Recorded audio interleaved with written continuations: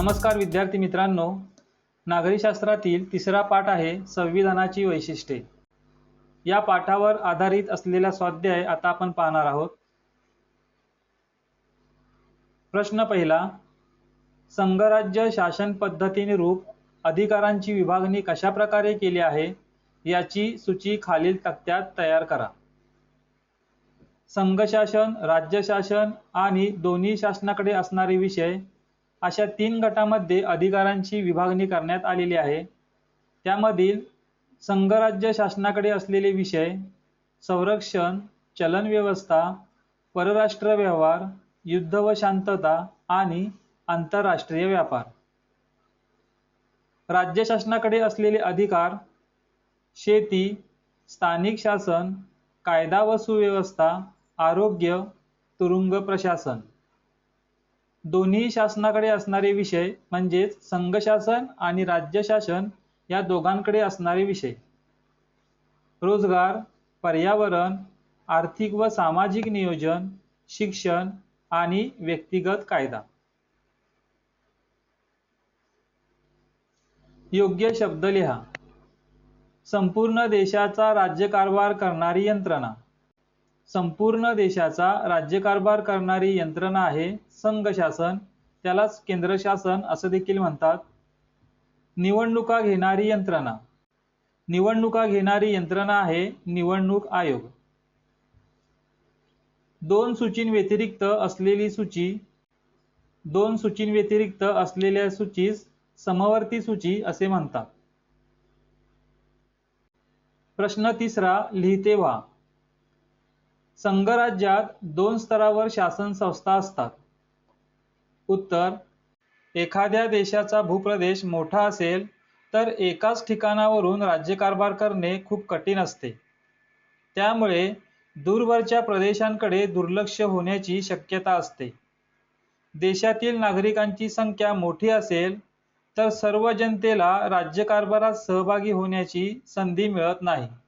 म्हणून संघराज्यात 2 स्तरावर शासन संस्था असतात। शेषाधिकार म्हणजे काय?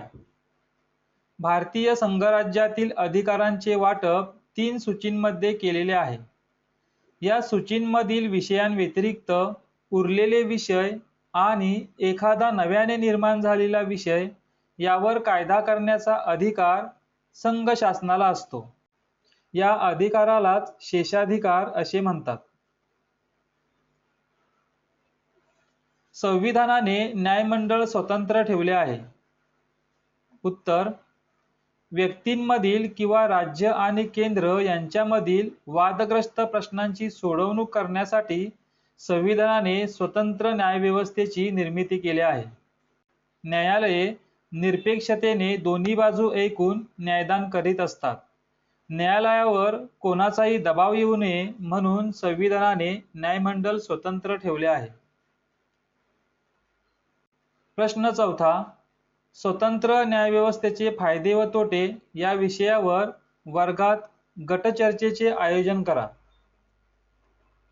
आपल्या देशामध्ये संविधानाने न्यायव्यवस्था स्वतंत्र ठेवलेली आहे। त्याचे फायदे व तोटे यावर आपल्याला वर्गामध्ये चर्चा करायची आहे। स्वतंत्र न्यायव्यवस्था असण्याचे मुलांनो फायदेच आहेत। त्या फायद्यांवर आपण चर्चा केलेलीच आहे। नागरिकांची आणि संघशासन व राज्यशासन यांच्यातील वादग्रस्त प्रश्नांची सोडवणूक करण्यासाठी संविधानाने न्यायालयाची व्यवस्था केली आहे।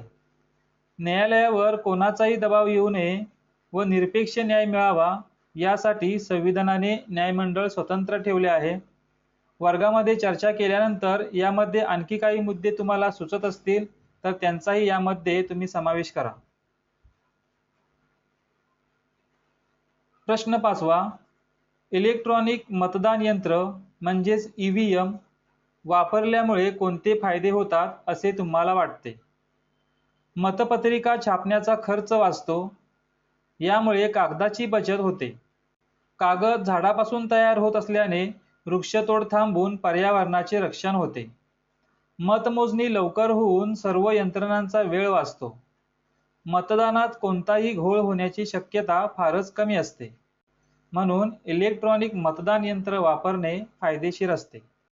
मुलांनो, आता आपण संविधानाची वैशिष्ट्ये या पाठावर आधारित स्वाध्याय पाहिलेला आहे. स्वाध्यायाचा अभ्यास करत असताना पाठाचे देखील वाचन करा. त्यामुळे या पाठाचा अधिक चांगल्या प्रकारे अभ्यास होईल. धन्यवाद.